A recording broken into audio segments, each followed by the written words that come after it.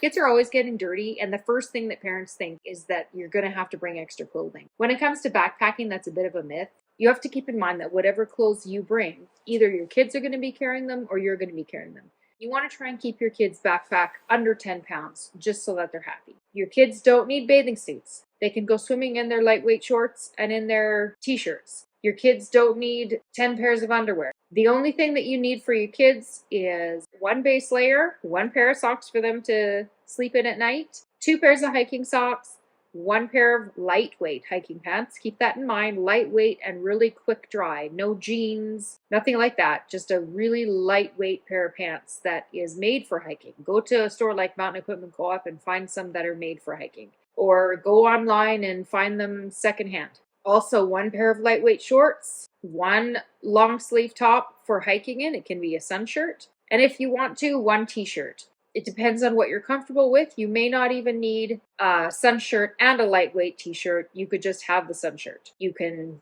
go into lakes in a sun shirt as well. It's no big deal. In fact, it's great when they go into the water in their shorts and shirts because then you know that they're getting clean. If you get really lightweight clothing that dries really fast, then washing your clothing is no big deal at all. You just wash it, hang it up, and the sun will dry everything. You can always bring a plastic bag or a specialized collapsible bowl that you can wash anything in. Just make sure that when you're doing any washing that you're doing it 200 meters away from your campsite and also from any water sources. Don't pour any dirty water or rinse your soapy clothes in the rivers and the lakes. Just get another fresh bowl of water and rinse your clothes out in that. If you're going backpacking in the wintertime or the shoulder season, like the fall or the spring, you may want to bring an extra warmer fleece pair of pants and an extra top, depending on what season that you're backpacking in. You may even want to bring them extra gloves if there's going to be snow on the ground, then you know kids are going to be playing in the snow. Bring them extra gloves, bring them extra mitts. But in the summertime, you don't need that. If their gloves get wet,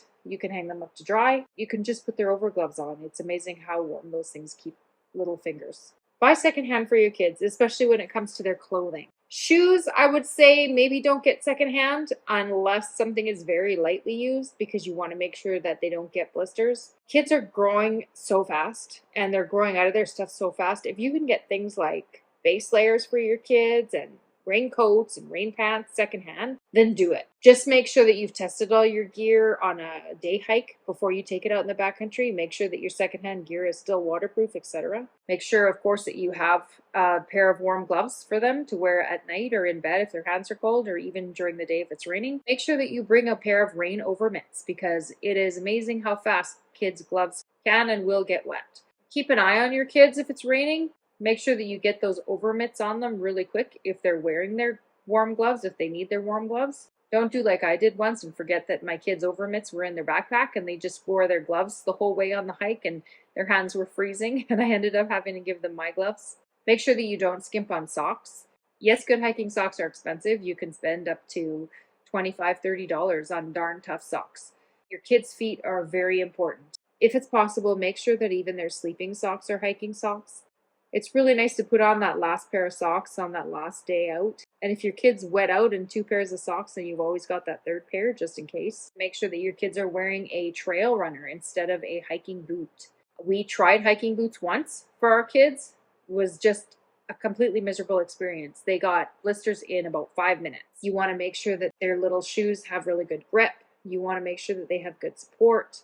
You want to make sure that they fit properly. I've got an example of a nice lightweight trail runner here for kids. These are the Saucony Peregrines. These go on sale in the wintertime. Just guesstimate your kid's size and pick these up when they're on sale.